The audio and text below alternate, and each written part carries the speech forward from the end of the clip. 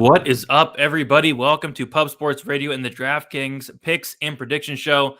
Be sure to tune in every Wednesday, 7 o'clock p.m. Eastern Time, where me, Weezy, Luke, and MMA Monk, who's not here today, will be back next week, are going to be breaking down this upcoming card from a DFS perspective and also giving our predictions on the fights as well. Also, be sure to subscribe to Pub Sports Radio so not miss out on all the other content throughout the week. Me and Weezy did go live on Monday, did a special Monday night show for Stat Diggers. If you have not checked that out, check that out. But as always, going to go through the panel members and talk our fight to fade, fight to target, fighter to fade, favorite dog, favorite GPP play, favorite cash play, favorite value play, favorite dart throw, give our quick picks, talk about our lineups, how we did last week, and answer any questions you guys have. So I'm here with Weezy and Luke. Weezy, what is up? You looking forward to this card? Yeah, it's a chance to make money. It's an interesting card. It's kind of like low level, so there's some upside for finishes on this card. Very interesting week of fights with lots of fighters that have a high ceiling. So let's try to pick out some high upside guys and see if we can trash our competition this week. Let's do it. Luke, are you looking forward to this banger of a card? Yeah, not really, to be completely honest. It's a bit of a tough one, but to Weezy's point, there's always money to be made, especially on these type of cards, because people think it's a shit show, which it is in my opinion. But nonetheless, there's always betting and DraftKings opportunities. So looking forward to chopping it up. Yeah, this card is rough. We were talking about it before, but Luke mentioned that next week was worse, and I couldn't believe it. Then I look at next week's card, and it is somehow worse. At least we have Joseph Benavidez on the card next week. So that should be fun. It's gonna be great, man. He looks great these days, dude. That it's a haircut you could set your watch to. You know, it's just perfect. Cannot wait to talk about that card. But we'll start with this one. We have UFC Vegas 48. If everybody can leave a like, that'd be much appreciated. Let's get those likes up. Luke Betcha in the chat. What is up? Belbiţă fight week. We were talking about that fight as well. I know Luke's very excited for it. Can't wait to hear his thoughts on that one. But I say we get right into it, starting with our fight to target. And we'll start with you, Weezy. What fight are you targeting for this card? I'm going to be targeting Jonathan Pearce versus Christian Rodriguez. And this fight's kind of like right about in the middle of the pack when it comes to odds to finish inside the distance, but it's absolutely at the top of the heap when it comes to work rate. Over a 4-fight sample size in the UFC, Jonathan Pearce is scoring a whopping 6.67 DraftKings points per minute. And he's allowing 3.3 DraftKings points per minute. That translates to just under 10 DraftKings points per minute being scored in his fights on the aggregate by both players. So, and that's independent of wins and losses. So you're going to add in some win points for one of the guys as well. So both these guys have good cardio. They both throw a ton of volume and they both walk forward. So not only do I think both guys can score a ton of points per minute, but with Christian taking this fight on less than a week's notice, I think there's also a high percentage of this fight finishes inside the distance. I'll be targeting both sides of this one. I like it, and I do like me some Jonathan Pearce for sure. For me, I'm going to go with Joaquin Buckley going against Abdul Razak Alhassan. I just really like these price tags for both of them. Buckley sitting at 8,300 and Abdul Razak Alhassan sitting at 7,900. I think this fight does finish within the first round and a half, 2 rounds. I think if Alhassan wins, it's safe to say that it's going to be in the first round by knockout, considering he has not won any other way. But Buckley has some good power as well. We have seen Alhassan knocked out. I think someone's getting finished here. I'm going to have a lot of both sides. I think the fight doesn't go to decision last I checked. On some books, it was like minus 300. I see a minus 290. But regardless, I think there's a very good chance that it does finish and probably finish early. Luke, how about you? What fight are you looking at this week? Yeah, I'm with you as well. Brady, I'm going Alhassan. Buckley, second best ITD line on the slate, 75% implied to finish. You kind of touched on Alhassan, your traditional round 1 power puncher. I think every single one of his 11 pro wins have come via first round KO. So at this point, pretty long-term, sample size of what to expect from Alhassan at this point. He's only been finished once, but opponents have actually put up decent scores against him in decisions, which I think does need to be noted, coming through lots of takedowns, control time, strikes, non-significant strikes. On the other side, Buckley's, finished 10 of his 13 pro wins, all 3 UFC wins via finish to boot, and has been finished in 3 of his 4 pro losses. So if Alhassan meets his win condition, he's going to obviously score well and make the optimal at 7.9. If Buckley survives the surge, I think he still has a high potential to put Razak out, who does not defend strikes well at all. If he doesn't, he can still land a lot of takedowns, rack up a lot of that control, non-significant strikes and score well himself, especially on a slate that's very boom or busty. I still think he has merit even in a decision at 8,300. But at the end of the day, you have two historic, KO threats with subpar defensive striking marks at around like 50%. So within that mid tier two, you can work both guys into your constructions to boot. Sounds good to me. And Monk also agrees he's going to be targeting Buckley versus Alhassan. It has the second highest Monk inside the distance line and is a big finish probability in both wins and losses there. We'll keep moving on to our fight to fade. I really struggled for this one. I mean, there's not one fight I'd really fade. Like even the Gloria DePaula, Diana Belbiţă fight, I don't think I'd fade that. I think that it has some sneaky upside at very low ownership. But I did go with the Jamie Pickett going against Kyle Daukaus, and I do like Kyle Daukaus to win this fight quite a bit. And I will be having some Kyle Daukaus. I'm not going to completely fade him, but I could see this fight being a very, very slow, boring, greasy fight like most Jamie Pickett fights are. Or I could also see Kyle Daukaus coming in here, grinding Pickett against the cage, taking him down, working his ground game. I think on the feet, I do favor Daukaus. On the feet, Pickett's not going to do much. If I was to pick one fight to fade, it would be that one. But just to be clear, I'm not completely fading Daukaus. Weezy, how about you? What fight are you fading this week?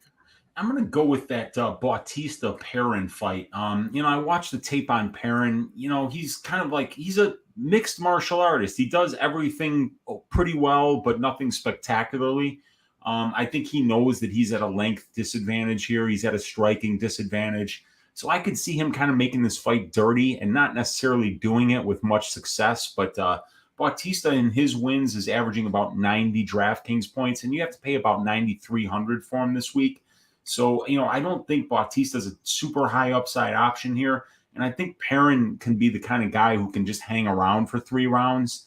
So it might be a low scoring day for Bautista. And I really don't see Perrin going in there and shocking the world either. So I think you can kind of leave both of these guys out of your lineups and you'll be fine. Yeah, I don't see myself playing Bautista. If anything, maybe a couple shots on Perrin. But yeah, not a fight I'm overly looking forward to target. Luke, how about you? What are you fading this week?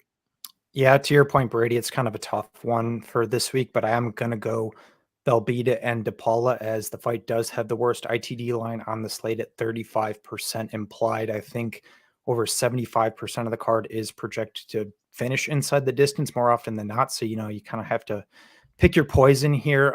What I will say, though, to your point as well, Brady, I do think Belbiţă actually has some sneaky KO potential in this fight with the amount of strikes she's going to throw. And she's a big 115, 100%. And DePaula is definitely not great defensively. Also coming off a KO loss, but nonetheless kind of have to pick her poison. But Belbiţă, really also has no defense, but she's incredibly tough and she's shown she can take a shot. So I don't really see DePaula finishes that would probably actually be a product of grappling, which I don't see Belbiţă initiating in this fight. So both girls have had their struggles on the ground, but as touched on, aren't proactive wrestlers. So I think that kind of throws out high scoring potential largely in that realm. And it should largely be a higher volume striking affair. So this is one I'm probably going to go with as my fight to fade. Yeah, it makes sense to me. That was my second choice. Monk doing something different. So we actually have 4 different fades of the week. He's going with Miller going against Motta. He says Motta would have only put up 46 DraftKings points in his Dana White Contender Series fight, and Miller only has a 91 DraftKings points in his win. So he is going with the Miller Motta fight. So 4 different ones there. Fighter to fade. I'll kind of kick this one off. I'm sticking with the Pickett fight. I'm not going to be playing Pickett 7,400. I just really struggle to see a path to victory for him here. How he's been winning his fights as of late is kind of making it a boring, greasy fight, pushing his opponents against the cage, not a ton of volume, not a ton of finishing upside.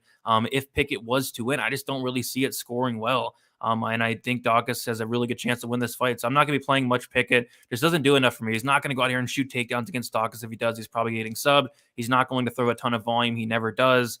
Just don't see a finish as well. So I just don't really see a reason to play much Jamie Pickett at 7,400. Luke, how about you? Who are you fading this week? Yeah, this is another tough one, but I'm actually going to go Motta at 8.5. I think Clark might be one of the more obvious selections at 8.6, but I'll kind of take a different route. He does have one of the worst ITD lines on the slate above 8K at roughly 33% implied. He's taken on the grizzled vet and Jim Miller, who just kind of keeps hanging around. Everyone's saying that he's been done for years, but, he's still here nonetheless. So, with that being said, Miller does have the potential to fall off a cliff at any point. So that's where this kind of fade gets dicey. But Miller hasn't been finished in the last 3 years, and the last two guys to do so were Charles Oliveira, who is the most dangerous submission threat in the history of the UFC, and Dan Hooker, who is obviously a dangerous striker and a top 15 fighter at 155 pounds. So I think that needs to be noted. So if Motta can't finish, he most certainly won't make the optimal lineup at 8.5. And even if he does, there's no guarantee he does make it, with the first round usually being actually the best round for Jim Miller historically. So if he even gets like a second or third round finish, I don't necessarily think it's going to do it for him on this type of slate that's so heavily entrenched to finish inside the distance. It's also important to note that there are 9 other fighters on the slate that do have better round one props than Motta as well. Yeah, Monk has the same thing. Nikolas Motta fading him as well. He says he needs to show him something before he rosters him in a good percentage of lineups, especially against Miller. Weezy, how about you? What fighter are you fading this week? I'm going to be going with Alan Baudot, and I just want to ask you guys a couple of rhetorical questions here. One, what the hell is Alan Baudot doing in the UFC? And number two, how do you get a UFC contract when your most recent fight prior to the UFC is a loss via ass shaving to a guy that pissed hot for weed, and you get submitted by this guy who had never won a fight by submission in his career, a guy who's known for having an ass ground game, submits you. He pisses hot for weed, and then instead of turning the fight to a no contest, these pricks in Quebec overturn the result and give Todd Stout a disqualification loss for pissing hot for weed, and then Baudot gets a contract because of that? What is the whole world going crazy? How does this happen? So, I don't even know what this guy is doing here, first of all. So yeah, I mean, he's lost twice via ass shaving here in the UFC now. And now here we are again. Aspinall kills him. I mean, maybe it's because they couldn't find anybody to take the Aspinall fight. So they're like, well, let's bring in this clown Baudot. Maybe that's why they brought him in. And then he talked them into a 3-fight deal here. But and then you got Parker Porter, future probably champion before the year 2022. And he's only minus 250 here. Dude, you got to fade Alan Baudot this week. This guy doesn't have a chance. You got the greatest of all time in Parker Porter, and you got a guy who just doesn't belong here in Baudot. This should be clear. Sounds good to me. Well, we'll keep moving on to our next section here. We have our favorite dog. I will let you kick this one off, Luke. Yeah, it's an interesting week because there's just so much boom or bust at the bottom. So it's like, I think you just got to pick your best boom. And that's got to be Alhassan at 7.9. Like I said, you kind of know what you're getting from the guy 100% at this point. He's going to smoke someone early or he's going to lose. So, give me the guy who's actually only plus 130 to win his fight as a whole with the best round one prop below 8K. So nothing in depth for me here.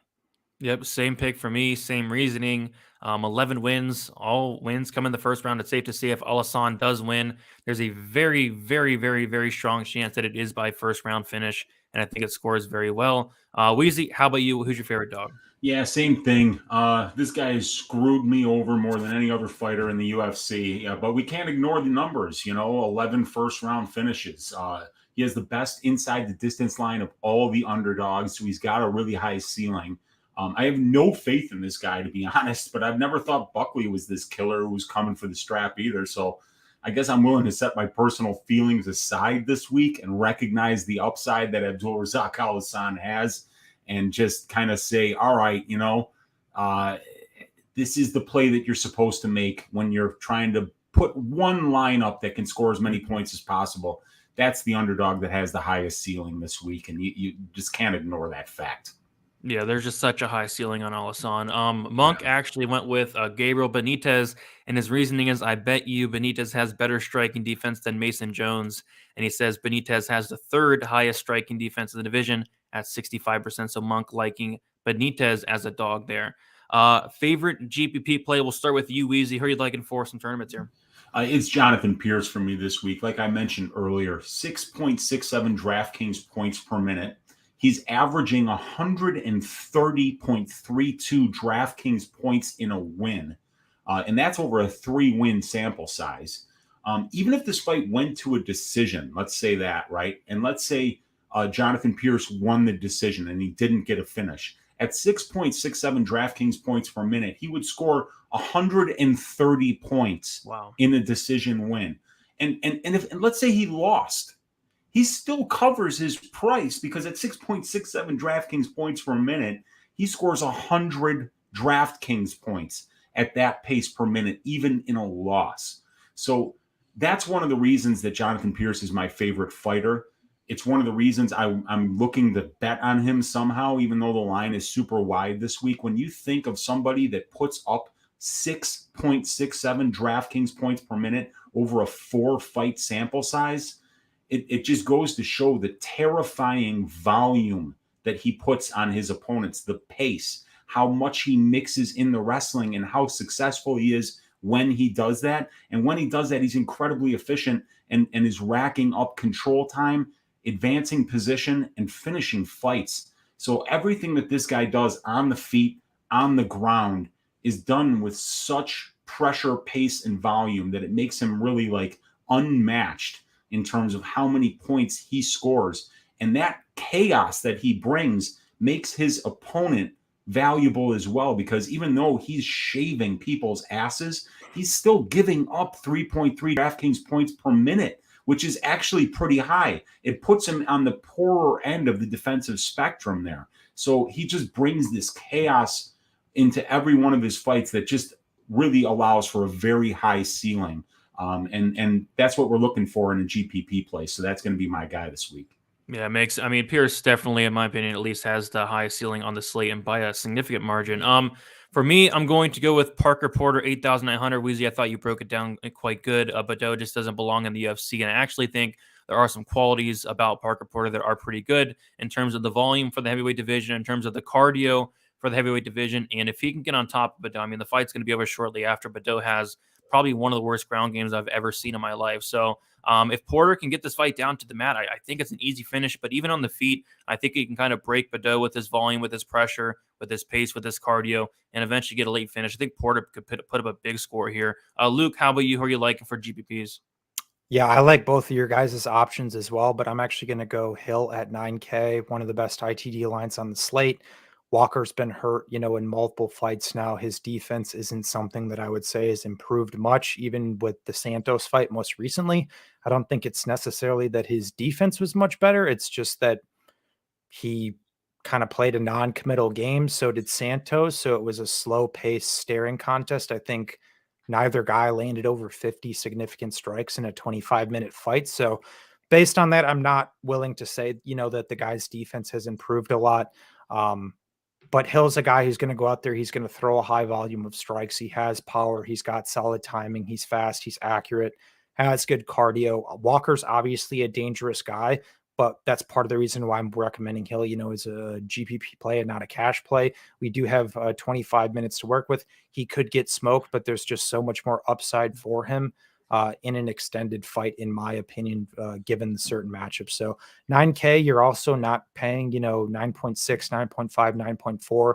You're not paying a ridiculous price for a guy with significant finishing upside in a fight, that's largely projected probably to go, under a couple rounds. So I like Hill in GPPs this week. And because I think he can score well extended to boot if it does extend. Yeah, I'm right there with you. I like it. Spoiler, I have all three of the ones we just talked about in my lineup. We'll talk about later. So I do like all three of those. And then Monk also looks like he's on the Parker Porter side. 10th fight of the night for the best. I don't know. Weezy, do you know what OLU means? OLU. I think you're muted though. Where the fight is on the slate depends on how it scores, and in this case, that 10th fight of the night tends to score very high. It's the salary voodoo that Monk does, and I don't know, that dude's lighting candles, putting on masks, doing like dances with his clothes off, but he's shaving all of our asses so far, man. He's in first place, so there's got to be something to it, man. The kid's on fire. Monk is not here, but Monk has been killing it. So yeah, that's interesting. That 10th fight of the night. There you go. And then he's also picking Porter to win inside the distance. So yeah, I don't know if he is lighting those candles up, Weezy, but something's working for Monk. We'll keep moving on. Favorite cash play. I'll kick this one off. Same with you, Weezy, in terms of your GPP play, but I like Jonathan Pearce a lot in cash, 9,300. There are some things that do scare me with Jonathan Pearce, and that is going to be that he does have a 46% striking defense. And I don't think Rodriguez is a bum by any means, but I kind of think Pearce is going to come out here. I think he's going to break Rodriguez. He's the much bigger guy. He's going to go for takedowns, go for a ton of them. And I just like the upside in the ceiling of Jonathan Pearce quite a bit, 9,300. I feel pretty comfortable with going up and getting him in my cash lineup. Weezy, how about you? Who are you liking for cash?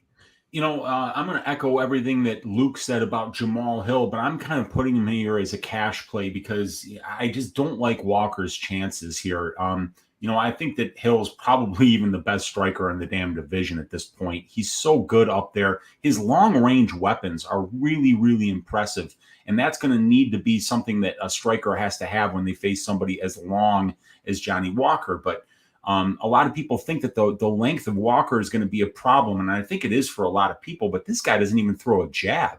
And, I mean, Jamal Hill, when he's in the opposite stance, because he's a southpaw, as his opponents, those knees that he throws up the middle and those body kicks that he throws are pretty terrifying. And, Walker is in that orthodox stance most of the time. So I do like his ability to land those long-range weapons in his hands, and he throws them in volume. Definitely love his upside this week. And the one thing we look for in a cash play is a high win probability. For a guy who doesn't wrestle at all, Jamal Hill has a very high DraftKings work rate of 3.87 DraftKings points per minute. So that's really good. This guy doesn't get any takedowns, and he's scoring just under 4 DraftKings points per minute. And he's averaging over 100 DraftKings points in a win, exactly 103.72. He also has the best inside the distance prop on the slate. Add to that a 5-round fight. And all those factors add up to Jamal Hill being a must-own for me in cash. Makes sense to me. Monk did go with Chaz Skelly. He says he hasn't fought in 43 years, but he does average at 96.16 DraftKings points in a win over 7 wins. And Striegl did give up 122 DraftKings points in his first UFC loss. So Chaz Skelly for Monk. Luke, how about you? Who are you liking for cash? All right, Simpsons gifts, pitchforks. Here we go. I like Jessica Rose Clark at 8.6K. Her inside the distance line is not good, but if you actually look back, she's scored really well in her UFC Ws to date. 82 points, 90 points, 96 points, 105 points. She has evident striking advantages in this matchup over Egger, who's about as green as they come in the striking realm. So actually, I think she beats Egger up pretty bad and actually might have some sneaky KO potential. But even if she doesn't finish, I still think she can score well with a good volume of strikes and takedowns as well. Egger's a judo girl who needs to be in top position to have success, but isn't good from bottom. I don't think it can be ignored that, she got completely washed on bottom in her debut on the mat against Tracy Cortez, giving up 3 takedowns in over 10 minutes of control time. We've seen Clark just do that in her last fight. I think there's definite potential for that here. There are quite a few fighters, in the mid-range who are facing dangerous opponents across from them, but Egger is just not dangerous to me in this matchup at all on the slate with her ITD line at sub 20%. So I like the safety in Clark. I think she can score well in a finish. I think she can score well in a decision, and she is, in my opinion, probably over 70% to win the fight regardless of odds. There you go. Yeah, no pitchforks for me. I actually do really like her to win the fight as well. I think she's pretty safe for cash. But we'll go to our favorite value play. We will start with you, Weezy. Who are you liking for some value this week? I think David Onama at 8,400 potentially has a lot of value this week. And I didn't want to go because I think that even like Pearce, for instance, is value. At 9,300, when you're scoring 130 in a win, that's value. You are really paying off your salary. But I didn't want to keep just, sucking up to Pearce here. So, David Onama at 8,400. David has the 3rd best inside the distance prop at the moment on the entire slate, despite having the 10th highest salary. He throws a tons of output. He'll mix in the wrestling, and he has power in both hands. So at a mid-range salary, I think he has a nice floor with plenty of upside here. And I just don't know what Benítez has left in the tank at this point. I know that he's been losing to top-notch competition, but David Onama showed a lot in that debut. And, from what I saw in that debut on short notice up a weight class against somebody as tough as Mason Jones, I think the sky's the limit for this kid. And, this might be the last time we get a guy like Onama at 8,400. Could be. Definitely could be. I do like what I see from Onama myself. For me, I'm actually going to go with Johnny Walker as a value play, 7,200. The reason being is I think at best, Johnny Walker can come out here, fight like an idiot in a way and potentially, make things crazy in that first round and get Hill out of there. If we get the Walker that came in his last fight against Santos, I think he gets his ass wiped. But if Walker comes in here, he gets crazy. He's landed, knees, he's landed elbows. It would not completely shock me if he was able to finish Jamal Hill, who does not have the best striking defense in his own right. I am very high on Hill this week, but Walker, a guy that's as dangerous as him, a guy that's a finisher like him at 7,200. I don't mind taking some shots at that price tag. Luke, how about you? Who are you liking for some value? Well, I think we might have just come up with actually a new segment. Uncle Weezy's got his ass shaving, and Brady, you can have your ass wipe. I like it. Segment, and maybe I'll complete the trifecta with the ass clown of the week. Yes. I think we might have something here, boys. No. We are. It's just a bull session on the air, but we're coming up with gold. This is awesome. I like but it. I'm actually gonna echo your sentiments with Walker at 7.2, despite my GPP take on Hill. I think Hill KOs him, to be honest, but he's only plus 275 to win inside the distance, which is not a bad line in relation to a 7.2 salary price tag. The fight's not supposed to get past the halfway mark 65% of the time. All four Walker's UFC wins have come in the first round. Obviously, heavy boom or bust. To your point, Brady, if he decides to fight more passively, I don't really like his chances. But if he goes crazy, does typical Johnny Walker things, he is the biggest guy that Jamal Hill has fought to date, who's extremely athletic, explosive, going to do unorthodox things. And he has that potential to go out there and put anybody out. So 7.2, you're definitely chucking some darts. We'll get to our darts too. But I think value in relation to his potential upside to maximize his historic win condition, is there at 7.2. Yeah, if he wins, I kind of expect it to be some crazy first round finish. So it should score good if he does win. Dart throw here. We will start with Monk. Monk has Perrin, and he's saying he has a ton of professional experience coming into the UFC. And then he gave an example of Victor Henry and Barcelo. So going with Perrin as a big dog there. I think Perrin is what they put him at 7,000, right? That's where he is. Yeah, 7K. Okay, so going with Perrin at 7,000. Weezy, how about you? Who are you liking for a dart throw? And it's a dart throw, and I'm not going to be rostering him on my cash lineup, but Mark Striegl at 7,500. And I think Mark will be very low owned this week due to the fact he got his ass shaved for him by Said Nurmagomedov in less than 60 seconds in his debut. I'm not high on Striegl in particular, but there are a ton of questions about Skelly right now. This is his retirement fight. That's a huge red flag. He's had 6 canceled fights over the last 2.5 years, and he hasn't fought since November of 2019. If Skelly is already checked out and is just showing up for a check, then Striegl could be a low-owned, high-upside option this week. It's a dart throw, though. I really think he might be one of the, if not the lowest-owned guy on the slate, like top 3 low-owned, and how do we know which Chaz Skelly shows up at this point? So, I think it's high upside, but I also think it's very risky. Yeah, it makes sense. I actually went with the complete opposite of Chaz Skelly at 8,700 for a lot of the same reasons you mentioned, all the red flags. I mean, this guy's, retiring. This guy has not fought in like 2.5 years. This guy is now a 36-year-old featherweight, just red flag after red flag after red flag. But I feel like Mark Striegl, his game is going to kind of play into Chaz Skelly's. I feel like Skelly's the better grappler. And we have seen that Striegl has been finished in all 3 of his losses, 2 coming by submission. So I think if we get the best version or anywhere near the best version of Chaz Skelly, I think there is a very good chance that he actually finishes Mark Striegl at some point. I don't know how high owned he's going to be because of all those red flags, but maybe this is just a good fight to target in general, and it should probably be low owned. So I'll go with Skelly for my dart throw there. Luke, how about you? Who are you liking for a dart throw? Dude, it's so funny because in trying to figure out who I was going to do for the dart throw, I was legitimately going back and forth between Striegl and Skelly. Oh, wow. I was trying to figure out, like, okay, 8.7, is Skelly going to be high owned? I think he's going to be low owned personally. Striegl is also probably going to be low owned. So it's just funny you guys both said that as well. But I actually did end up going Striegl as well. And I don't want to, rehash everything that Uncle Weezy said, but, long layoff for the guy, his retirement fight. These retirement fights tend to not go well in the aggregate.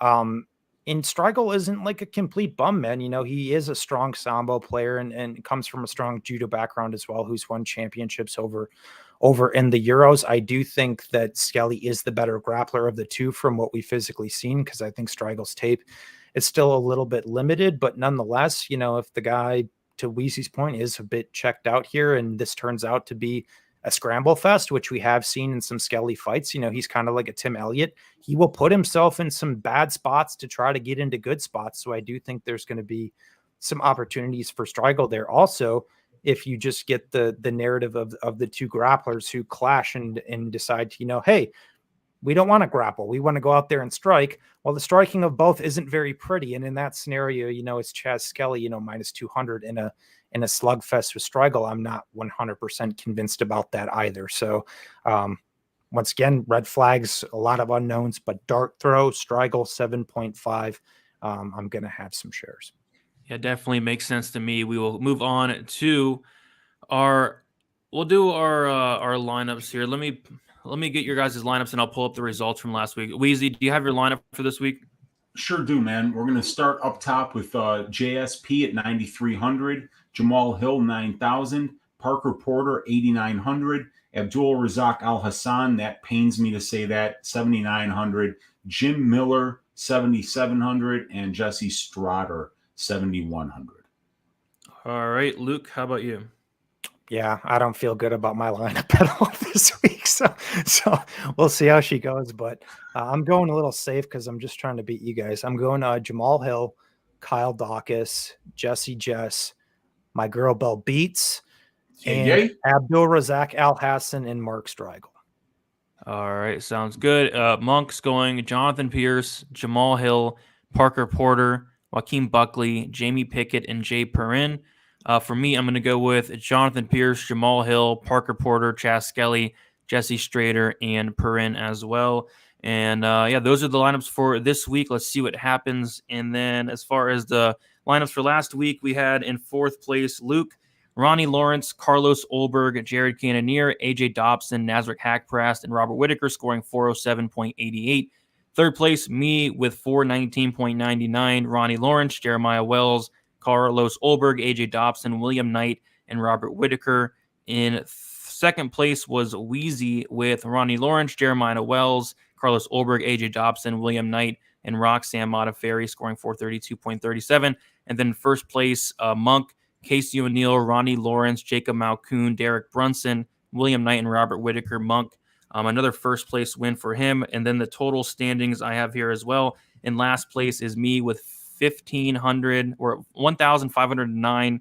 Third place is Weezy with 1,598. Second place is Luke with 1,643. And then first place is Monk with 1,684. So I am definitely in danger of getting my hair dyed Phil Haas blonde at the moment, but hopefully get out of that within the next couple cards here. So what do we have next? Let's go over our quick picks and we'll answer any questions. I did see a couple of them in the chat, but quick picks, I will kick this one off. I'm going to go with Jamal Hill, Kyle Daukaus, Parker Porter, Nikolas Motta, Abdul Razak Alhassan, David Onama, Jessica Rose Clark, Chaz Skelly, Diana Belbiţă, Chad and Hellinger, Jonathan Pearce, and Mario Bautista. Weezy, do you have your quick picks for this week? Sure do. I'm going with Walker. I'm not Walker, Hill. I'm going with Hill, Daukaus, Porter, Motta, Alhassan, Pearce, Bautista, Onama, Rose Clark, Skelly, Belbiţă, and what's left? And Hellinger. All right. Luke, how about you? Going Walker, Daukaus, Porter, Motta, Buckley, Pearce, Bautista, Benítez, Clark, Skelly, Belbiţă, and Hellinger. Sounds good. All right, we'll answer a couple questions, then head out of here. Gaming Wolf saying thoughts on Pearce in Motta on over 1.5 bet. Not something I do personally, but I do think Pearce is a pretty solid parlay piece this week. Weezy, any thoughts on Pearce Motta over 1.5 parlay? It looks like. Yeah, I like Pearce a lot this week. I got him down as my ass shaving of the week. Even though I really do think Christian Rodriguez has a high ceiling, I just think it's a nightmare matchup for him to take on short notice. The Motta over 1.5, my God, is that going to be a sweat? I would not bet that. I have the fight doesn't go to decision for the Motta-Miller fight. Motta, serious power in his hands, and we know how effective Jim Miller is when he gets fights to the ground at finishing them via submission. So that would be an awful sweat for me to watch that fight go 7.5 minutes or more. Yeah, I think it could, but I think it'd be a sweat. Definitely in a Jim Miller fight. Luke, any thoughts on this? Yeah, I wouldn't. I think Pearce is probably a decent leg, but I wouldn't go with that over 1.5. I think you're playing with some variance there. Not to say just not play it straight, but I wouldn't use it as a leg personally. Yeah, I feel it there. Wayne, y'all the best. Been following y'all from day one. Appreciate y'all. Appreciate you as well. Ios Mail saying ass wax. We got Sean in the chat as well. Let's go, Brady. Thank you guys for hanging out. We're going to peace out here. This card is not great. Luckily, next week's card is even worse, apparently. But like I said, at least we get to see Joseph Benavidez make his return. It's been a while. Glad to see him back. But Weezy, let them know where they can find you, what you have going on throughout the week. So you can find me on my channel, Uncle Weezy, on YouTube. I'm on Pub Sports Radio every Sunday night for Stat Diggers, every Wednesday night for this show, and I'm there pretty much every week for the Saturday watch-alongs. For those of you guys who think this week's card is bad, let me quickly read off all the fights on next week's card. The main event, Dariush Makhachev, not bad. Then we go to Serkinov against Turman. Ji-Yan Kim against Priscilla Ketcha-Cheating. That's the number 3 fight, okay? Arman Sarukian versus Joe Alvarez. That'll be a really good one. Fight. Rong Zhu against Ignacio Bahamondes. Somebody named Armin Petrosian is fighting Gregory Robocop Rodriguez. Then we got Josiane Nunez, who might just be Joe Benavidez, fighting Wu Yanan. Terrence McKinney against Faris Siam should be good. Jin Yu Fry against Hannah Goldie. Alejandro Turbo Perez against Jonathan the Dragon Martinez. Johnny Parsons versus Michael Gilmore. That will just push that flaming dumpster right there into the cage. And then, not to be outdone, we will be starting this card off with Victor Altamirano versus Carlos Hernandez. Who? Yikes. Who's so that? if you're unhappy about this week, remember what we have next week before we finally get to Colby against Masvidal. So I'll leave you guys with that. Let's stack cash tickets like flapjacks on this event, though, and make some money. Let's do it. Luke, let them where they can find you, what you have going on throughout the week. You go live with the Club and Sub Boys tonight, right? Yep, Club and Sub guys on YouTube 10 p.m. Eastern with myself and a roundtable of other gamblers chopping up this card from a betting perspective. You guys can check me out on Patreon, SWR_betting as well. Bets, content, all that fun stuff. Follow me on Twitter, SWR_betting as well. Let's get after it. Hopefully for a better week for me from a Draftkings perspective. I got smoked last week, so we'll see. And Luke, you do drop those 2 prop bets. I'm expecting to see a max bet on Belbiţă, right? The ones you do, the breakdowns. The what? You do you don't do that the two prop bets on your Patreon? I do like the value proposition. Yeah, those. Yeah, those. Where I give like out my 3 favorite prop bets. That one's not on there, but I do think Belbiţă by KO. It's probably going to be like plus 900. I'm going to have some beer money on that because Mrs. DePaula does not deal with pressure and blocks punches with her face. That is sneaky. That is sneaky. So yeah, that's about it. Follow me on Twitter, DFS_numbers. Instagram is DFS by the numbers. And I just got my prediction video out a couple hours ago. Check that out. And yeah, we'll be back on Sunday for Stat Diggers with me and Uncle Weezy. That is going to be 7 o'clock or 7:15 p.m. Eastern time. That's about it, guys. And good luck for UFC Vegas 48. Let's make some money. See